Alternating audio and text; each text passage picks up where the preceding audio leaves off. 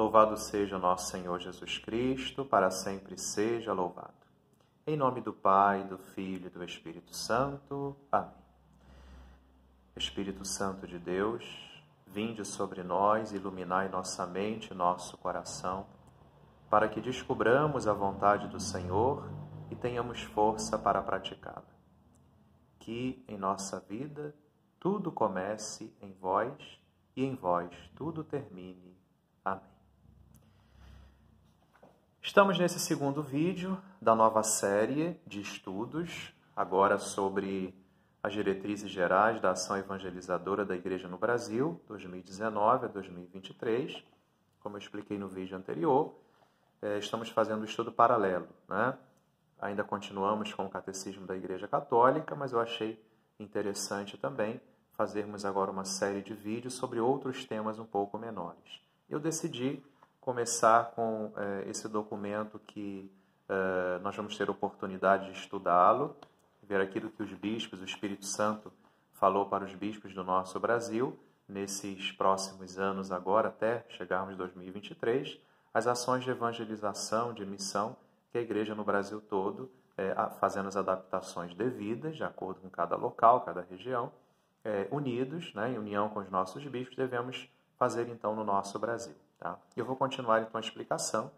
Quem quiser pode assistir o vídeo anterior, que eu comecei a falar sobre a apresentação, e depois falei um pouquinho, muito rapidamente, sobre as outras diretrizes, que vão de 2008 até 2019. Nós temos 3 diretrizes com linguagens, com realidades distintas. Né? Então, chegando aqui nessa diretriz do documento da CNBB, que é o número 109, nós estamos falando aqui de 2019 até 2023, né?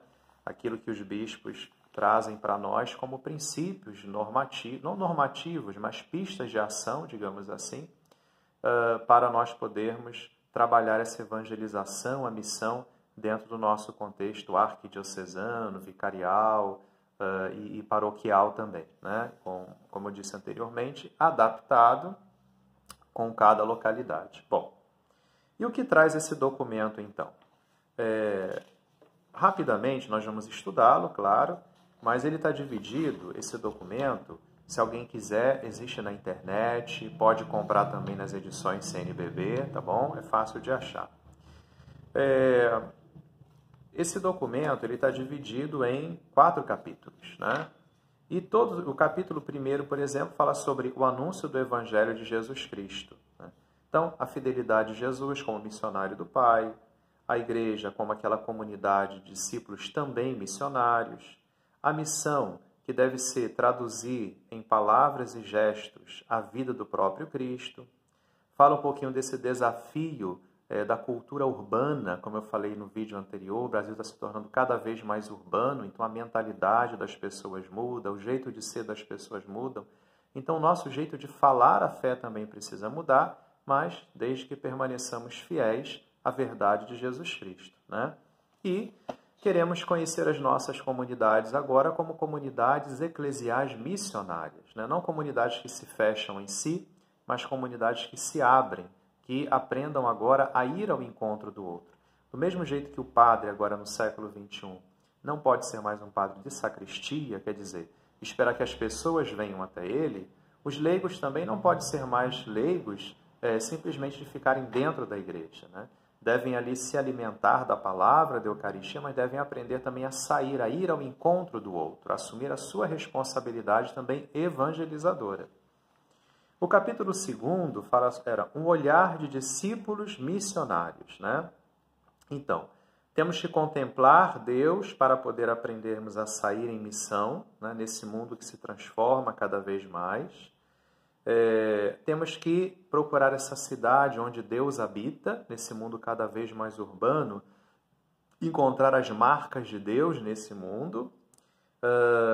A vida na grande cidade mundial, por causa da globalização, parece que o mundo se tornou uma coisa só, né? Então existe o risco da gente também perder as nossas identidades. Então, como é isso? Como evangelizar nesse mundo difícil? E o Senhor está sempre no meio de nós, Ele nunca nos abandona. E agora fala sobre a igreja, né? A igreja nas casas. Então, redescobrir aquilo que os nossos irmãos na fé católicos, lá no início da nossa igreja, eles experimentavam muito, que era a chamada igreja doméstica. Tá? Então, a igreja nas casas, ou seja, ver a casa como comunidade, essa comunidade como comunidade de comunidades, ou seja, e aqui traz no capítulo 3º o centro do documento. Né?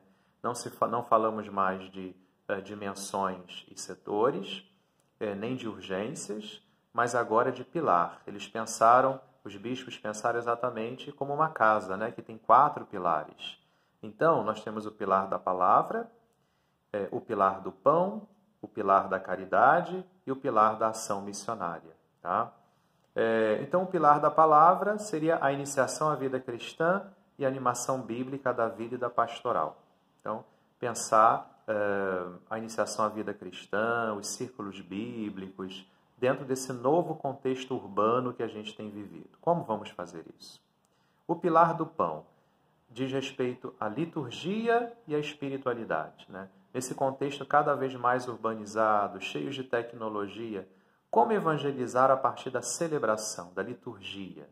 Como trazer a espiritualidade para esse coração, para esses jovens, para as pessoas que se urbanizam cada vez mais? Depois o pilar da caridade, que é o serviço à vida plena. Diante desse mundo que se urbaniza cada vez mais, vão nascendo também novas necessidades, novos empobrecidos, novos marginalizados, com características distintas daquela que eram os empobrecidos e marginalizados no mundo rural. Né? E como evangelizar, então, essa nova classe de pessoas que precisam de um acolhimento. Né? Então, as nossas pastorais sociais são contempladas aqui. O pilar da ação missionária, ou seja, nunca esquecermos que temos que ser sempre, todos nós, todas as pastorais, missionárias. Né? Sempre, todos devem ser missionários. E lembrar sempre que o objetivo da nossa vida, eles falam aqui, rumo à casa da Santíssima Trindade. Né? Lembrando depois que nós nos tornamos morada da Trindade Santa no dia do nosso batismo. E o último capítulo fala da igreja em missão. Né? Então, a casa, ver a casa como comunidade, é aquela experiência que muitos de nós tiveram. Por exemplo, eu tive muito forte de ver a minha paróquia, por exemplo, como uma casa, como uma família. Né? Sempre que eu ia à minha paróquia, eu ajudava nas festas, grupos jovens, é como se eu estivesse dentro da minha própria casa. Então, eu gostava de estar na igreja, porque eu via ali uma família. Então, redescobrir isso. A igreja não como lugar onde eu vou participar da missa, onde eu vou fazer o batismo, onde eu vou pedir os sacramentos, como se fosse um grande supermercado, onde eu pego aquilo que eu necessito. Mas é um lugar onde eu vou fazer a partilha, onde eu vou partilhar minhas dores, minhas alegrias, meus anseios, onde eu encontro ali de fato uma fraternidade, uma família, uma comunidade, né? Uma comum unidade. Então, a igreja é a extensão da minha casa e a minha casa precisa ser a extensão da minha igreja também. Né? Então, a casa como lugar do encontro, da ternura, o lugar das famílias, o lugar das portas sempre abertas, sempre. E como fazer com que essa igreja se torne o lugar da palavra, o lugar do pão, da caridade, da ação missionária, pensar como a igreja pode evangelizar a partir desses pilares, dessas realidades. Né? Então, essa reflexão que o documento está fazendo para nós. Né? Continuando a estudar rapidamente agora nessa introdução, falamos uma parte no primeiro vídeo, aí depois eu parei e fui explicar um pouquinho das diretrizes anteriores, dos anos de 2008 até 2019, e agora que estamos falando de 2019 a 2023, dessas novas diretrizes, com essa nova nomenclatura, esses novos desafios, a gente continua na apresentação do documento.